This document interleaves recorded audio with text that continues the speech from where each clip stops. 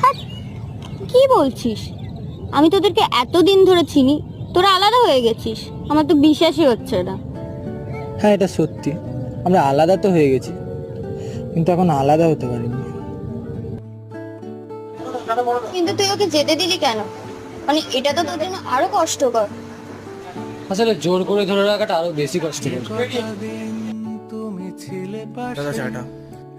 কেটেছিল নৌকার পালে কাপটা ধরলি না কেন? কি গরম রে!